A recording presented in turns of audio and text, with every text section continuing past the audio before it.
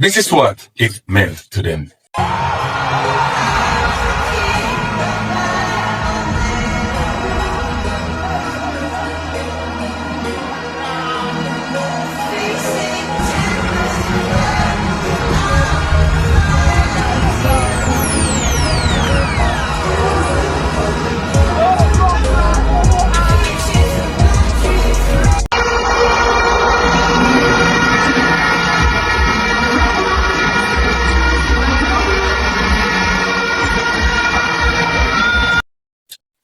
Proud moment for Mount Pleasant Football Academy. Yes. From 2018, they venture on a journey to conquer the Caribbean and in large conquer the world. Mount Pleasant Football Academy. I am so proud as a Jamaican, as a YouTuber, as a fan, as a teacher, as a coach. I am very proud of Mount Pleasant and their achievement. Big up Tapa Whitmore. Big up Damian Ferguson. Big up Mr. Morgan. Big up CA fans. Big up College Man, USL, as a fitness coach. The physiotherapist. The media man, Daniel. You understand me? Renata Brown. And Peter Gay and the others. Errol Stevenson. Everybody, Mr. Clark. To the owner, Mr. Gould, the sporting director, Paul Christie, big up yourself. I saw what it meant to you in that video when you know, that hug of congratulations, that hug of success feeling, went through your veins and you almost fell the cap off the boss, Peter Gould. Big up on yourself. The work is not done. It is just a start. But on this road, there are success. There was bumpy roads before. A lot of persons coming in that did not meant the club any good. You just, you could see just working and getting paid. They don't really mean anything. Now, the shift of people moving in different positions helped the success of Mount Pleasant to reach where they are. Mr. Christie, as bad as people think he is, he needs to get some credit for doing what he's supposed to do as a sporting director. And that's me a lot of experience in managing players and managing football teams and doing what is necessary to get things done. He deserves his credits, right? Based on this. Now, let's zoom in a little on the game. Mount Pleasant played OMM from the Dominican Republic. A pretty good team, in my opinion. Yes. Very good in terms of, keeping the ball moving. But most of these Dominican teams, they play like a Spanish teams, right? And so on. Well, Mount Pleasant in the first leg defeated them 1-0. Now in Jamaica, the finale, right? The final leg of the finals was held and Mount Pleasant, I think, it was scary at one point. A lot of people, shift to say that in finals, your tactics may not come out right. It's about the mental aspect. It's about just getting the job done. It's about just scoring and trying to win the title. But I believe though, that there's I have a little issue with, the tactical decisions in player selection, moving away from some players in the first game to a different player. Well, remember people, I am not at the club to know what is happening with certain players, why this player move away, did not start, and stuff like that. But at the end of the day, I think if you defeated a team away by a 1 goal, why change it in the second game, moving players and so on. I just be like tactically, they got it wrong in that aspect. Yep. Tactically, they got it wrong with the shift of, especially in the defensive part of the game as well. When they have Phillips coming off, maybe Phillips got injured, and they had to make a change. They're bringing in Topi. But I feel like that was one of the issue in the defensive unit, That speed from Calming in that era, I think caused some issues. Well, they got a red card. Game went down to 10 man for O&M. O&M started to play even better with the 10 man.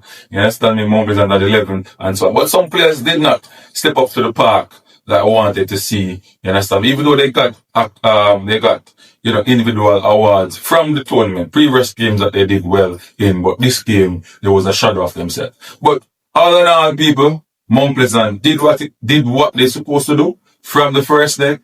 And, Tariq McGee came on with that golden moment for Mount Pleasant to give them the victory. And that is what is needed sometimes. Sometimes you just need that player to step up and give you the victory as a coach. You look like a tactical genius when you do those things, putting on a Tariq McGee. I was wondering what is happening to Tariq McGee in the first leg. He did not feature. You understand? In this leg now, he featured and he delivered for the Mount Pleasant team. And, give Jamaica a present. The World Cup, is in limbo for the national team. And, Mount Pleasant kind of bring a little good feeling to the national, to the country. You understand that Jamaica football is on the rise. 2 years in a straight, a Jamaican team has winning, Jamaica team win the Caribbean Concacaf Cup.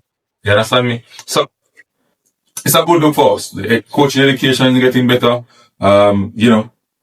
Everything, most things is getting better in terms of football is concerned.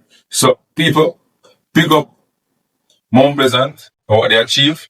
You understand me? And to the bad mind people, where we're going to start compare them to Cavaliers and which coach is better from. Let us enjoy what Mount Pleasant and Cavalier has done. Right?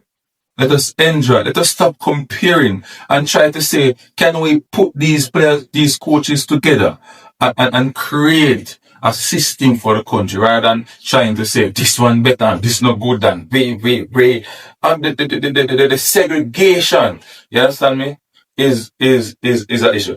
Mark, I went on a platform and I say that Safe Ones is one of the best goalkeeper coach in the country, and the person did not agree with Unseen. I don't know why. You understand me? But when you look at what Safe One has achieved over the years as a goalkeeper coach, the achievement speaks for itself. You understand me? Achievement speaks for itself. And I think other goalkeeper coaches should try to look at what he's doing and try to uplift themselves in that part, in my opinion. So, big up Andrew Swell. You're doing well. You understand me? And again, people, when Jamaica clubs do well, the nation do well, other coaches want to improve their craft, to get where or get even better than what the legend is doing, Tapa Whitmore and his coaching staff. They said it enough, people. Tapa Whitmore, he has his strength. Strength is to manage players. They see him as a legend. When he talks, they listen. He controls that unit. You understand me? Damien Ferguson, the tactical genius, knows what to do there and there, And that is what makes a team cohesive, a coaching body, a technical body that will work together and achieve.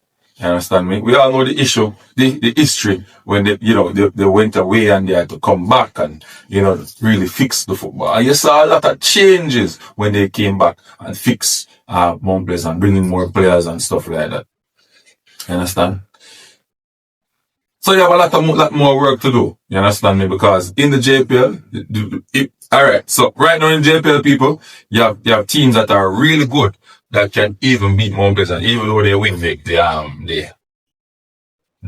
Caribbean Cup. You have Montego Bay, Racing. These teams are really good. You understand me right now? So Jamaica football is on a rise. You understand me? And we have to say, big up to the coaches, the management staff of these clubs. They're doing a wonderful. And the JFF, the PFJL, leading by Owen Hill and Chris Williams, they're doing a wonderful job. So big up on yourself, Jamaican football officers. Big up on yourself for doing a wonderful job. And I stand and it is just spreading across the country. It is dear for us to capture, to win. You understand me? We just need to put in the work. Put in the work. Yeah, man, put in the work, people. Invest. We need some investments in the country to improve the facility and everything there. And I send a message to the government. I send a message to the government.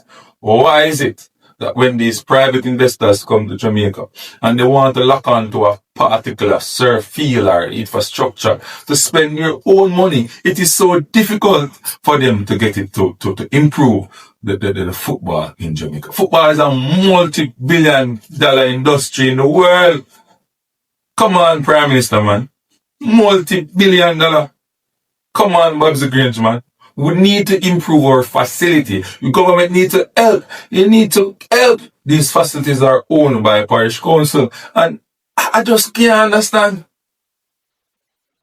I don't know if these people like to see a young man from any era at all, going overseas, moving away from Jamaica straight into a big club, making millions, coming back to invest in the country.